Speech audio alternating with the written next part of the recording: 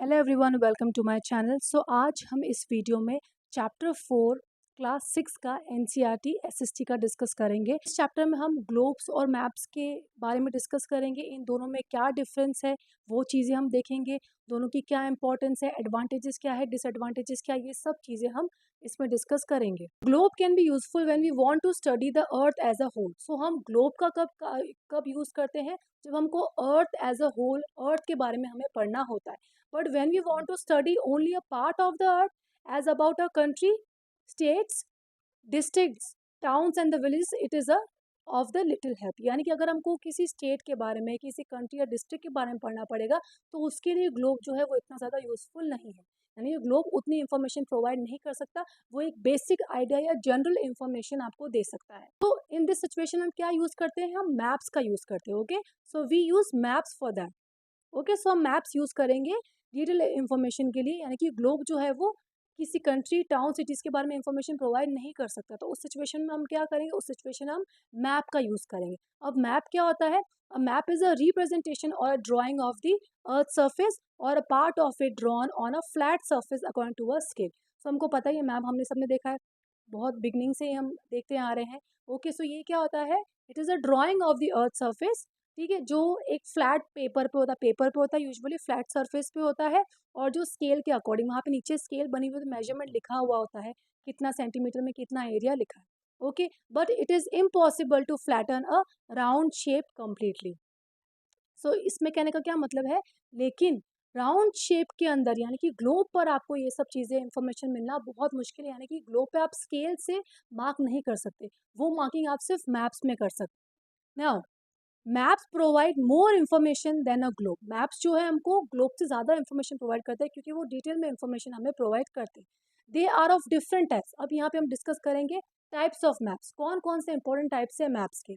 Some of them are describe below. So 3 important types है maps के, that is the political maps, then physical map and the thematic map. सबसे पहले हम discuss करेंगे physical maps. Physical map क्या होता है? Map showing natural features of the earth such as mountains, plateaus, plains, rivers and oceans. यानी कि वो मैप जो हमें फिजिकल फीचर्स, यानी कि जो जोग्राफिकल जो फीचर्स हैं किसी देश के या अर्थ के, वो हमें बताता है। जैसे कि माउंटेन्स शो कर सकता है, प्लेटोज। देखो, फिजिकल मैप होते हैं आउटलाइन मैप आपके। यहाँ पर जो आउटलाइन मैप होता है जिसमें अंदर स्टेट्स की बाउंड्रीज नहीं होती, उसको हम क्या कहते हैं? Physical map. Okay, so physical map जो होता है वो हमको mountains, plateaus, plains, rivers, oceans, ये सब चीज़ों की जानकारी देते हैं, या इनको मैप पे शो कर दे। रिलीफ मैप्स भी कहा जाता है इनको। सेकंड होता है आपका पॉलिटिकल मैप। सो पॉलिटिकल मैप क्या होता है? पॉलिटिकल मैप वो मैप होते हैं जो एडमिनिस्ट्रेटिव बाउंड्रीज के बारे में बताते हैं, यानी कि वो बाउंड्रीज बताते हैं किसकी, स्टेट की। क्लियरली उसमें स्टेट, सिटीज़ की बाउंड्रीज बनी हुई होती है, तो जिससे आइडेंटिफिकेशन हो पाता है कि अच्छा, ये जो पर्टिकुलर स्टेट है इसकी ये बाउंड्री है। सो आप यहाँ पे मैप में देख सकते हैं कि यहाँ पे जो बाउंड्रीज जो हैं स्टेट्स की, वो बनी हुई है। यानी कि जो वो मैप जो एडमिनिस्ट्रेटिव बाउंड्रीज को दिखाते हैं, उन मैप्स को कहा जाता है पॉलिटिकल मैप। ठीक है, सो यहाँ पे आप पिक्चर में देख सकते हैं स्टेट्स की बाउंड्री बनी हुई है, और आउटलाइन मैप में क्या होता है, सिर्फ आउटलाइन बनी हुई होती है, अंदर बाउंड्रीज मार्क नहीं होती कंट्रीज की या सिटीज़ की। लेकिन पॉलिटिकल मैप में ऐसा नहीं होता है, आउटलाइन के साथ में इंटरनली भी अगर हम देखें तो स्टेट्स की बाउंड्री भी बनी हुई होती है। So map showing cities, towns and villages and different countries and states of the world with their boundaries are called as political map.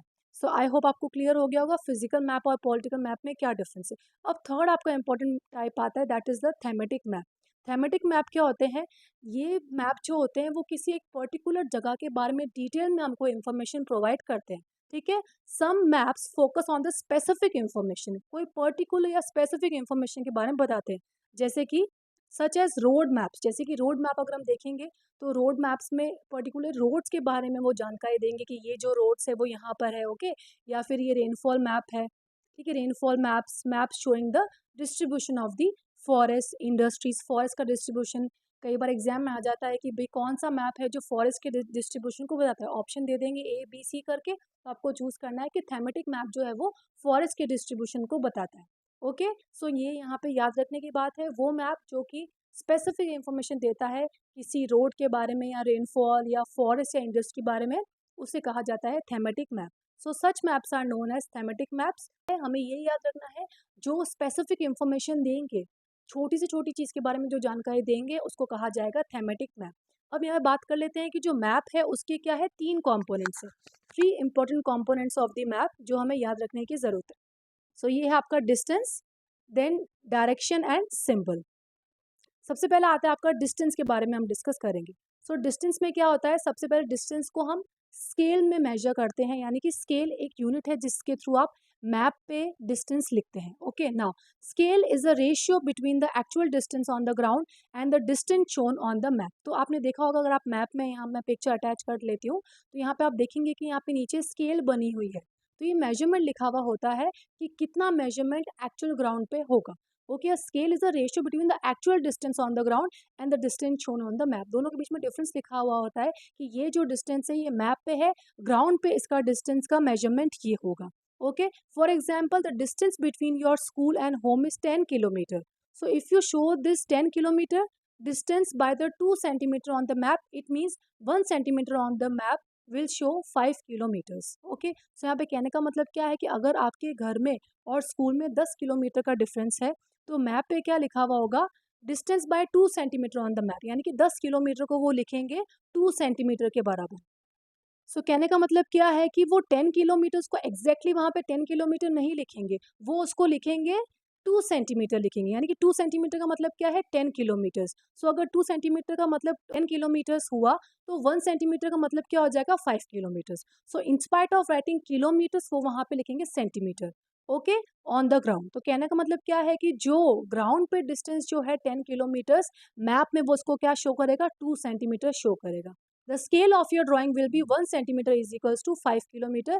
The scale is very important in any map। अब 10 kilometre को आप map में तो show नहीं कर सकते ना, इससे उसकी यूनिट थोड़ी कम कर दी है, इंटेंसिटी या नंबर जो है वो कम करके उसको मैप पे शो किया है। अब यहाँ पे क्या है, फर्दर 2 टाइप्स हैं।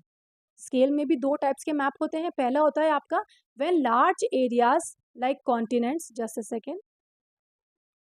सो पहला हो जाएगा आपका when large areas like continents and countries are to be shown on a paper, then we will use a small scale. यानी कि जब हम लार्ज एरिया, जैसे कॉन्टिनेंट्स और कंट्रीज जो है वो बड़े एरिया है कंपेयर टू सिटीज और टाउन्स।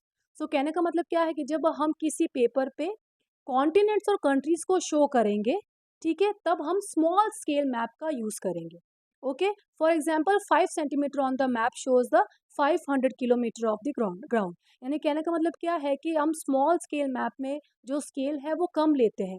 यानी कि अगर 500 किलोमीटर्स किसी का डिस्टेंस है, सपोज किसी कंट्री का डिस्टेंस हम ले लेते हैं, 500 किलोमीटर्स अगर है ग्राउंड पे एक्चुअल रियलिटी में, तो उसको वो मैप पे 5 सेंटीमीटर की तरह शो करेंगे।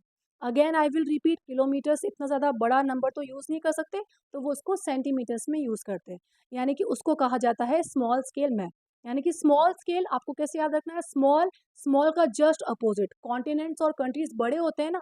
Okay, so small scale map में हम कॉन्टिनेंट्स और कंट्रीज को दिखाया जाता है, जिसमें क्या होता है, बड़े एरिया को छोटे रूप में दिखाया जाता है, इसलिए इसका नाम क्या है, स्मॉल स्केल मैप। अब बात कर लेते हैं लार्ज स्केल मैप क्या होता है। लार्ज स्केल मैप क्या होता है, अगेन अपोजिट, लार्ज का अपोजिट हो जाएगा स्मॉल। यानी कि जब आप small area, when a small area like your village or town to be shown on the paper, then we will use a large scale map that is 5 centimetre.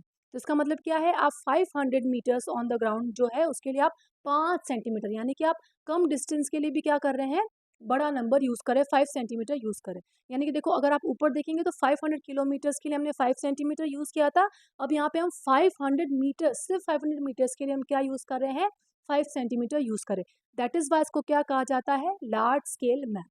So small scale map बड़े areas को show करते हैं, और वहीं large scale map जो है वो छोटे एरिया को शो करते हैं, विलेज या टाउन को शो करते हैं। Okay, large scale map gives more information than the small scale map. तो ये यहाँ पे हमको याद रखना है, ठीक है, कि लार्ज स्केल मैप जो है वो ज़्यादा इन्फॉर्मेशन देती है compare to small scale maps. अब लार्ज, लार्ज मतलब बड़ा, यानी कि जो बड़ा है वो ज़्यादा इन्फॉर्मेशन देगा, और वहीं जो स्मॉल है, छोटा है, वो कम इन्फॉर्मेशन देगा। सो इस तरीके से आप ट्रिक से चीज़ें याद रखेंगे तो आपको हमेशा याद रहेंगी।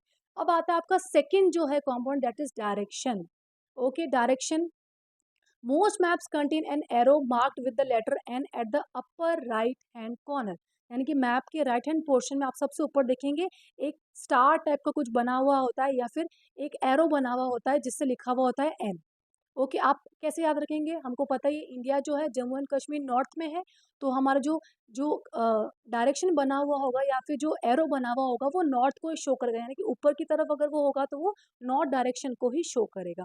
अपर राइट हैंड में ये दे रखा होता है, यहाँ पे पिक्चर आप देख सकते हैं, ये यहाँ पे अपर दे रखा है और यहाँ पे लिखा हुआ एन। एन का मतलब क्या है? ये नॉर्दर्न डायरेक्शन बता रहा है। This arrow shows the north direction. Exam में आ सकता है कि अच्छा एन सिंबल कौन-सा डायरेक्शन सिग्निफ़ाई करता है, ठीक है? सो हम क्या बोलेंगे? It shows the northern direction or north direction. It is called as a north line. When you know the north, you can find out the other direction. So अगर आपको पता है कि नॉर्थ किस डायरेक्शन में है, तो आप इज़िली आइडेंटिफ़ाई कर सकते हैं बाकी के direction.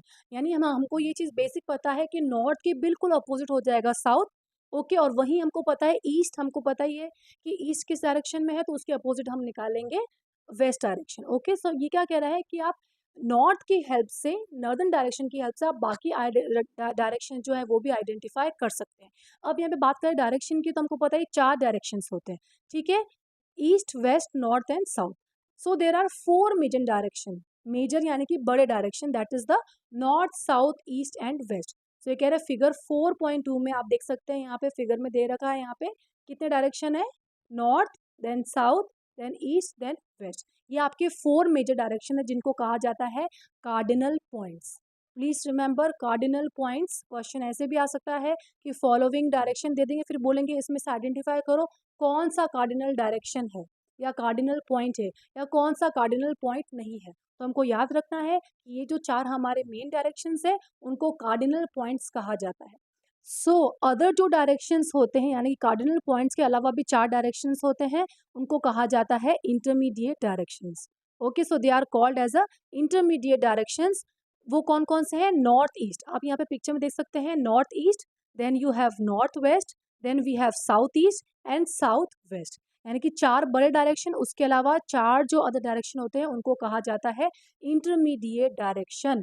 North east, north west, then southeast and southwest. We can locate any place more accurately with the help of these intermediate direction. So हम डायरेक्शन जो 4 मेजर उससे पता लगा सकते हैं, लेकिन अगर हम अच्छे से एग्जैक्ट लोकेशन पता लगाना चाहे, ठीक है, किसी पर्सन की या किसी प्लेस की, वो हम इजीली इन इंटरमीडिएट डायरेक्शन से पता लगा सकते हैं।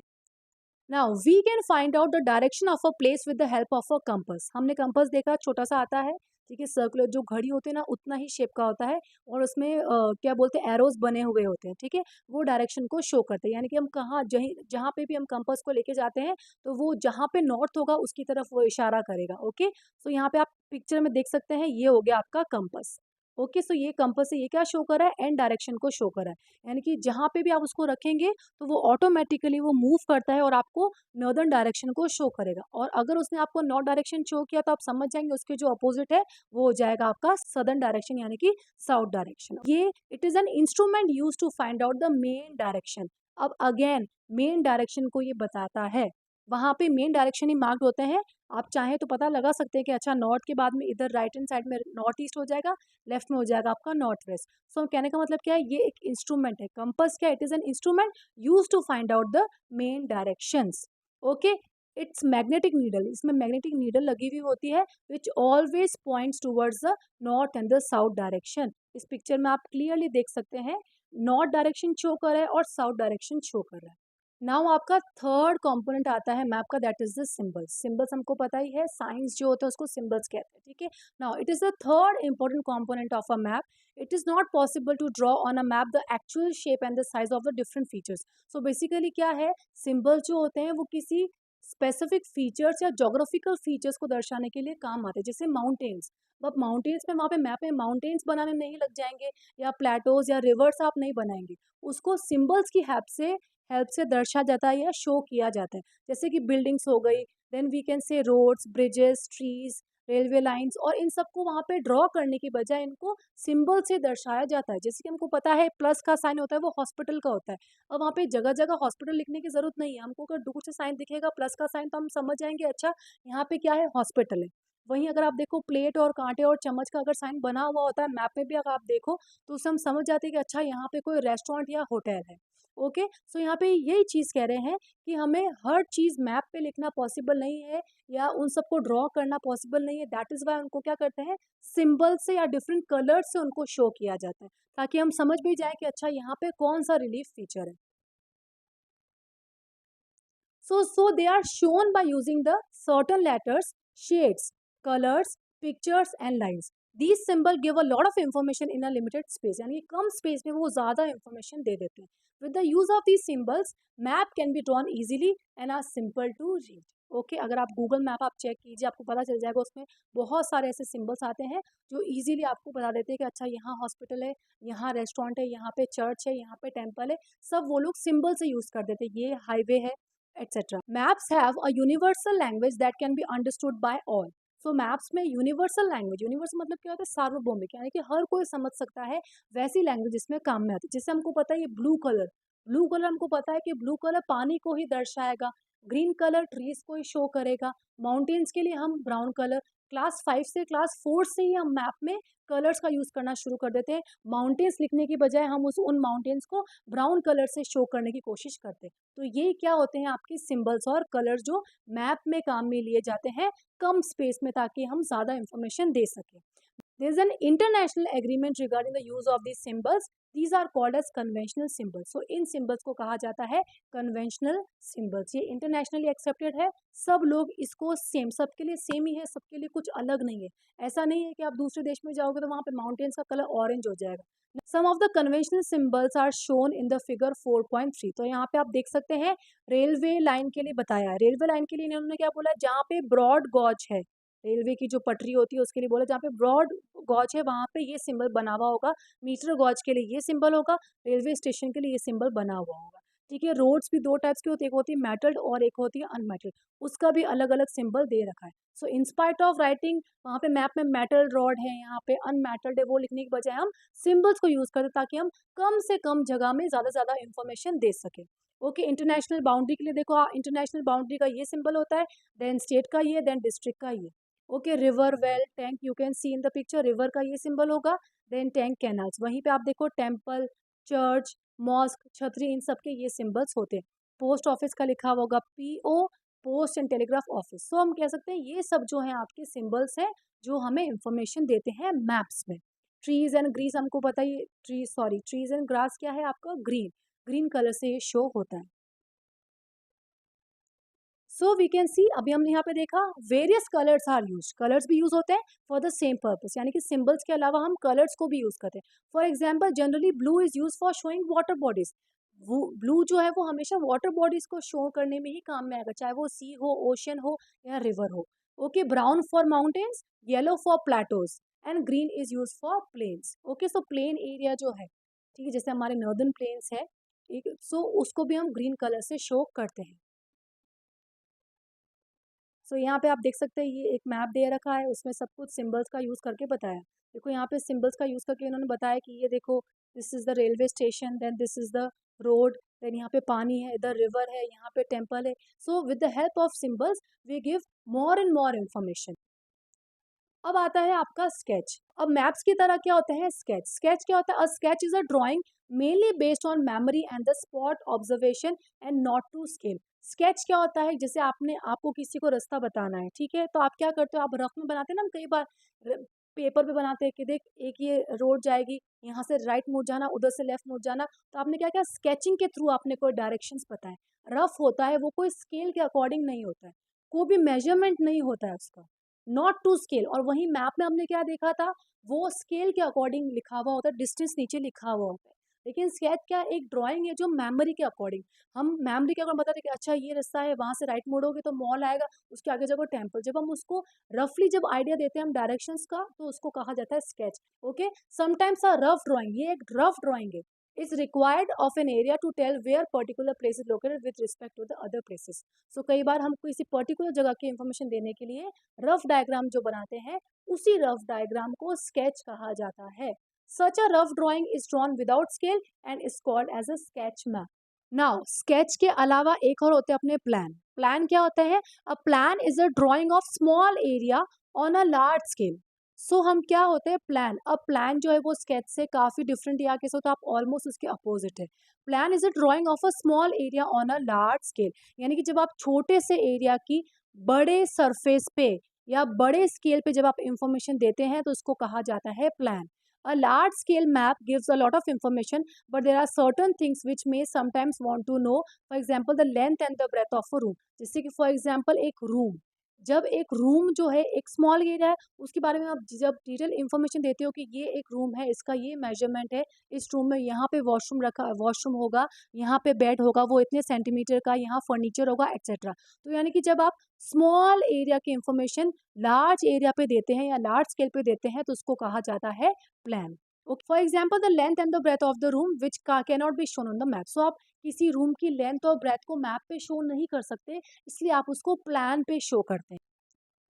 Now at that time we can refer drawings drawn to a scale called a plan. अब ये भी मैप की तरह ये भी ड्रॉन टू स्केल है, यानी कि स्केल के अकॉर्डिंग इसको ड्रॉ किया जाता है। सब कुछ मेजरमेंट लिखा होता है कि ये जो रूम है वो कितने सेंटीमीटर, क्या इसकी लेंथ है, क्या इसकी ब्रेथ है, एवरीथिंग इज रिटन। वहीं अगर आप मैप में देखो तो मैप में इतनी डिटेल इन्फॉर्मेशन नहीं मिलती है कि एक कंट्री का कितना किलोमीटर्स है, उसकी लेंथ क्या ब्रेथ क्या है, वो सब चीज़ें हमको वहाँ पे नहीं मिलती है। दैट इज़ वाई प्लान जो होता है वो ऐसी डिटेल डिस्टेंस रिलेटेड या जो उसका एरिया है, एरिया की इंफॉर्मेशन जो देता है वो प्लान देता है। ओके, सो ये डिफरेंस है आपका प्लान और मैप में। स्केच जो है वो बिल्कुल रफ ड्राइंग है, बिल्कुल रफ ड्राइंग है, कोई स्केल से रिलेटेड नहीं है, कोई मेजरमेंट नहीं है। मैप में बाउंड्रीज बनी हुई होती है, सब कुछ स्केल के अकॉर्डिंग होता है। और अगर आप प्लान की बात करो तो प्लान छोटी से छोटी चीज़ की इंफॉर्मेशन डिटेल में देता है। So that is all for the chapter. अभी हम यहाँ पे कुछ एमसीक्यूज देख लेंगे ताकि हमारा रिवाइज हो जाए। सो आई होप आपको यहाँ तक समझ में आया हो। और चैप्टर नंबर जो 3 है आपका मोशंस ऑफ द अर्थ, उसका भी ऑलरेडी वीडियो बना रखा है जिसका लिंक डिस्क्रिप्शन में है, आप जाके देख सकते हैं। अभी हम यहाँ पे कुछ एमसीक्यूज कर लेते हैं फॉर प्रैक्टिस। जल्दी से आप आंसर कर सकते हैं। सो map showing distribution of the forest. देखो फॉरेस्ट की इंफॉर्मेशन, फॉरेस्ट की इन्फॉर्मेशन कौन सा मैप देगा? Thematic map. हमने पढ़ा था कि डिटेल में जो इन्फॉर्मेशन देता है वो थेमेटिक मैप देता है, जैसे हमने एग्जांपल देखे थे रेनफॉल के, देन रोड्स, ठीक है, फॉरेस्ट, इंडस्ट्रीज, ये सारी छोटी छोटी बेसिक इन्फॉर्मेशन कौन सा मैप देगा? Thematic map. Next the blue colour is use for showing, blue colour use आता है वाटर बॉडीज, यानी कि पानी से रिलेटेड, चाहे वो रिवर्स हो, ओशन हो, सी हो, एक्सेट्रा, वो सब ब्लू कलर से ही शोन होते हैं। नाउ अ कंपस, कंपस किस लिए होता है हमने पढ़ा था? Compass is to find the main direction, main direction को पता लगाने के लिए हम कंपास का यूज करते हैं।